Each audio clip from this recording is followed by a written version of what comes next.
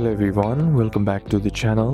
Hope you are doing well and fine, and in today's video I'll be showing you Fanatics Sportsbook how to use bonus bets. So without wasting any time, let's just jump right on the video and make sure to watch this video till the end and follow the steps as well. Fanatics Sportsbook offers bonus bets as promotional rewards, allowing you to place wagers without using your deposited funds. In order to utilize your bonus bets, what you need to do is head over and open up your Fanatics Sportsbook app, and then be sure to be logged into your account as well. Now once logged into your account, what you need to do is browse available sports and events and choose the market you wish to wager. And then once you are there, by tapping the corresponding odds, this adds the selection to your bet slip. Then in the bet slip, locate the option to use your bonus bet.